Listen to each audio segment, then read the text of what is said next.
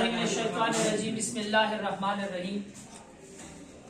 शुरू करता हूँ अल्लाह के बबरकत नाम से जो इंतहाई मेहरबान है और रहम करने वाला है।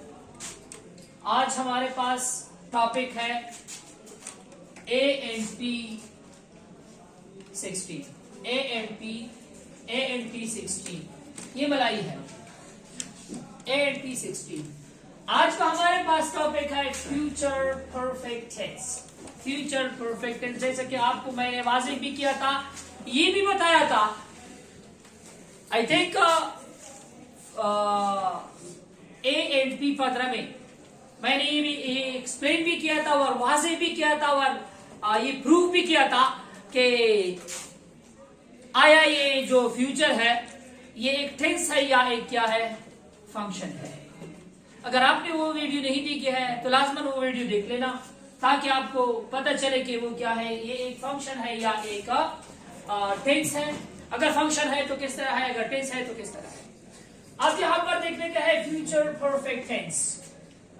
हमारे पास मैंने हमेशा के लिए आपसे कहा है कि फ्यूचर का पहचान है गागी के, जैसा कि प्रेजेंट का है और हूँ, जैसा कि हमारे पास था थे, ये पास्ट का है। परफेक्ट की हमेशा के लिए होगी चौका चुकी चौके और अलिफ या ये इस पे आएंगे। अब हमारे पास क्या है, फिलहाल, मुस्तकबिल, मुकम्मल, जमाना। जैसा कि जमाने पर एक शेर याद आ गया, जमाना कुछ भी कहे उसका एहतराम न कर, जिसे जमीर न माने उसे सलाम न कर। इसलिए मैंने कहा क्या आपको लोग कहेंगे, ये जो ग्रामर है ये आपकी बात नहीं है, या आप नहीं सीखते। खुद आपका दिल, आपका जमीर आपसे कहेगा कि ये आपकी बस की बात नहीं, लेकिन आप उसको ये कहो शहीनों तरह आंधियों के जख्मी भी शिकस्त पड़ता मगर हौसला बला करता।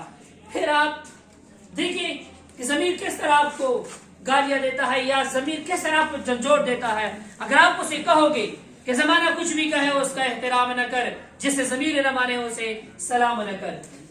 आज हम पढ़ने वाले हैं एक्टिव एंड पैसिव टेंसेस।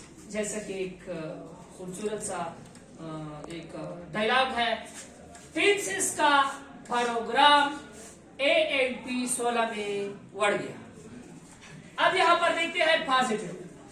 चूंकि इसका पहचान है, इन दोनों को जब हम इकट्ठा करेंगे चौका होगा, चूकी होगी, चूके होंगे। और दूसरा भी है इसका अलिफ या ई के बाद, जैसा कि हमारे पास प्रेजेंट परफेक्ट का अलिफ या ई और उसके बाद है आता है, पास्ट परफेक्ट का अलिफ या ई और उसके बाद थे आता है। इसी तरह अलिफ या ई के बाद हमारे पास क्या होगी, होगा, होगी, होगे।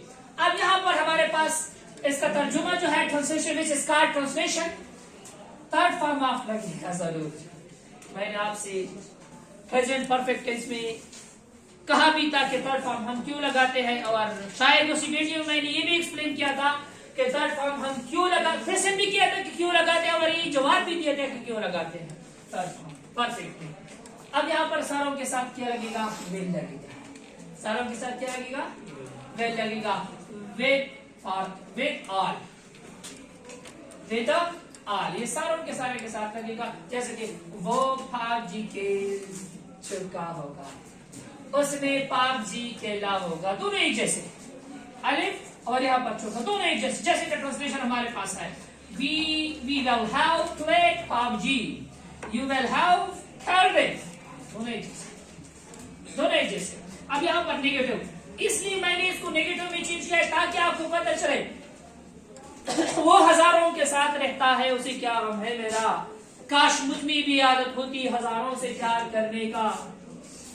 हजारों की बात इसलिए आ गई, शेर भी इसलिए आ गया। मैंने हजार नहीं करोड़ मतलब आपसे कहा है कि जब भी जिस केस का भी आप नेगेटिव बनाना चाहो, हेल्पिंग वर्ब के बाद सिर्फ और सिर्फ नॉट लगाओ, नेगेटिव में इसका प्रोग्राम ही बढ़ेगा। अब यहां पर देखिए negative, he will not have played PUBG। अब यहाँ पर you will not have killed them। अब इंट्रोगेटिव किस तरह होता है, इंट्रोगेटिव, ये मैंने प्रूव भी किया था कि क्या इसको हम साइन ऑफ इंट्रोगेशन कहते हैं या क्वेश्चन मार्क कहते हैं। मेरे ख्याल में ANP 14 ANP 15 में मैंने ये एक्सप्लेन किया था। अब यहां पर देखिए इंट्रोगेटिव, आप क्या करोगी, आप हेल्पिंग वर्ब को सिर्फ आगे कर दोगे, बाकी वही सेंटेंस, जैसे कि हमारे पास वेल ही हैव प्लेड, और यहां पर हमारे पास क्या है, half G, sign of interrogation, not question mark, sign of interrogation. अब यहां पर देखिए, will you have cared, then sign of interrogation, not question mark. अब अगर किसी सेंटेंस को आप नेगेटिव और इंटरोगेटिव में दोनों में चेंज करना चाहते हो तो चेंज कर सकते हो। आप बस बदस्तूर कवायद की रूह से आप हेल्पिंग वर्ब को आगे लेकर आओगे इंट्रोगेटिव में, और नेगेटिव में हमारे पास क्या होगा, हमारे पास नेगेटिव में जो है यही सेंटेंस है, ये सेंटेंस नेगेटिव को हम अपनी जगह पर लिखेंगे, जिसको हमें वर्ब ऑफ नेगेशन कहते हैं। बाकी सेंटेंस उसी जैसा है, साइन ऑफ इंट्रोगेशन ही आप क्या लगाओगे, sign question mark, sign of interrogation ही आप लगाओगे। इस तरह हमारे पास पैसिव पॉजिटिव का हमारे पास यहाँ पर पैसिव हाफ जी, जैसे कि मैंने आपसे कहा है कि हाफ ऑब्जेक्ट को आगे लेकर आएंगे और सब्जेक्ट को वहां पर लेकर जाएंगे।